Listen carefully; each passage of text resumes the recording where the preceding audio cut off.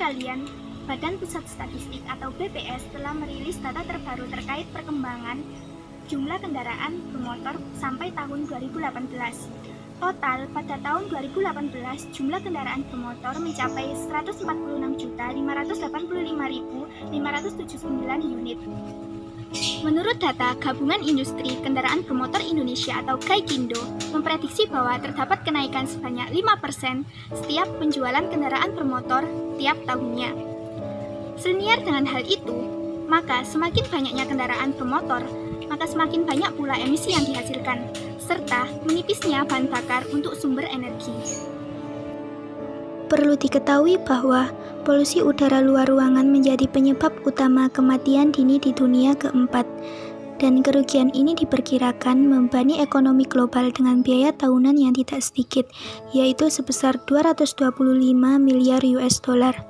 Tingkat polusi udara sangat tinggi di banyak bagian dunia. Data WHO menunjukkan bahwa 9 dari 10 orang menghirup udara yang mengandung polutan tingkat tinggi. Seperti yang kita semua tahu, bahwa permasalahan polusi udara adalah masalah global yang tak kunjung reda, bahkan terus bertambah parah dari tahun ke tahun. Pada tahun 1999, pemerintah Indonesia telah mengambil tindakan berupa menerbitkan Peraturan Pemerintah Republik Indonesia Nomor 41 Tahun 1999 tentang pengendalian pencemaran udara. Namun, hal tersebut tidak cukup efektif, mengingat kebutuhan manusia yang terus bertambah, utamanya dalam hal kendaraan. Fungsinya adalah karena transportasi merupakan sarana mobilitas manusia dalam menunjang keberlangsungan berkehidupan. Di sisi lain, konsumsi bahan bakar minyak bumi atau BBM di Indonesia mengalami peningkatan seiring dengan meningkatnya pertumbuhan ekonomi dan bertambahan penduduk. Peningkatan konsumsi BBM ini tidak diiringi dengan peningkatan produksi minyak mentah domestik. Penurunan produksi minyak mentah ini berpengaruh pada penyediaan BBM baik untuk transportasi maupun untuk pengguna lain. Seiring dengan kompleksnya permasalahan antara transportasi dengan bahan bakar ini, pada tahun 2013 melalui Dahlan Iskan selaku Menteri BUMN pada masa itu, mobil listrik mulai diperkenalkan ke masyarakat Indonesia.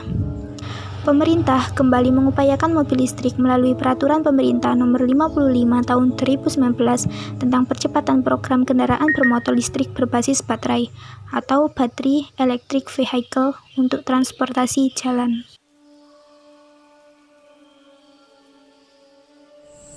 Hal tersebut tentunya menjadi angin segar bagi Indonesia, mengingat banyak manfaat dari mobil listrik yang bisa dapat kita peroleh, seperti lebih hemat biaya operasional, tidak ada emisi gas buang, serta lebih futuristik untuk masa depan kita nanti. Yaitu lama pengisian baterai dari mobil listrik itu sendiri. Hal ini tentunya membuat masyarakat Indonesia akan berpikir ulang untuk berpindah dari mobil BBM menuju mobil listrik. Sehingga kami, delegasi dari Politeknik Perkapalan Negeri Surabaya, menawarkan sebuah gagasan, yaitu Smart Roads in Society 5.0 Era, solusi canggih pembangunan infrastruktur jalan raya bebas polusi. Inovasi yang kami usung merupakan jalur khusus kendaraan yang dapat mentransfer energi listrik untuk mengisi daya kendaraan secara wireless.